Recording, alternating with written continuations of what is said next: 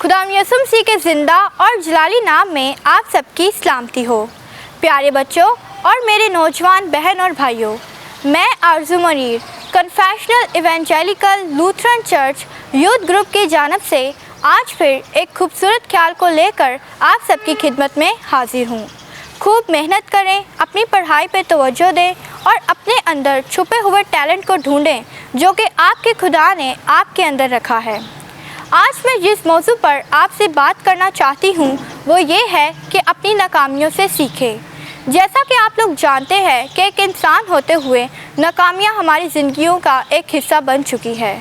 इस दुनिया में जितने भी इंसान बसते हैं उन्हें अपनी ज़िंदगी में किसी न किसी मोड़ पर नाकामियों का सामना करना पड़ता है। इसकी सीधी सादी वजाहत यही है कि आप कोई काम करने की कोशिश करते हैं लेकिन आप उसमें नाकाम हो जाते हैं।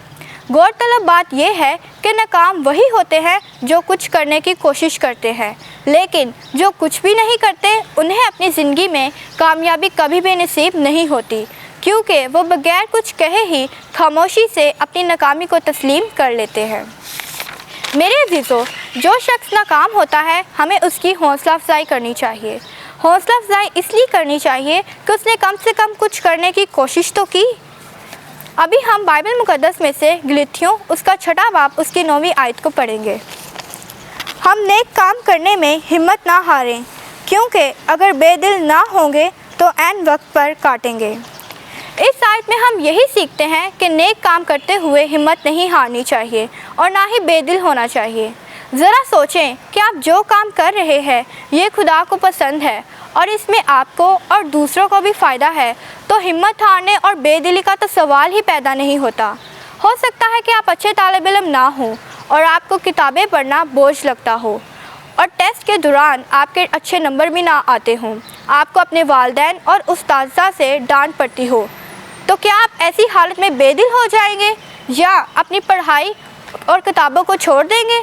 मेरे ख्याल में ऐसा बिल्कुल नहीं होना चाहिए, बल्कि आपको नए ज़ोर और जज्बे के साथ उठना होगा, क्योंकि आप कर सकते हैं।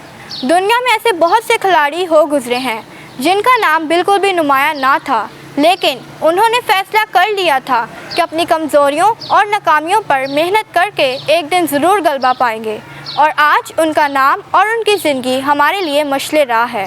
किसी ने क्या खूब कहा है कि नाकामी ज़िंदगी की सबसे बड़ी उस्ताद है।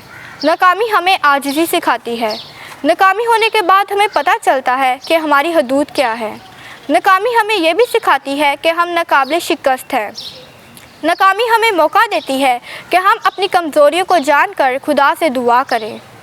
अगर सब कुछ ठीक हो जाए और फिर भी हम नाकाम हो जाए तो ऐसी हालत में हमें शुक्रगुजारी करते हुए खुदा से दुआ करनी चाहिए, क्योंकि खुदा चाहता है कि हम में बर्दाश्त सब्र पैदा हो और हम मेहनत और कोशिश करते रहें, और वो यकीनन आपको सरफराजी अता करेगा।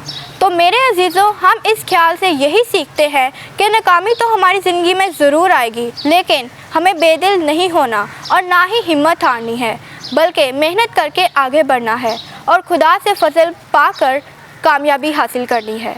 खुदावंद आप सबको इस ख्याल के वसीला से बरकत दे। आमीन। शुक्रिया।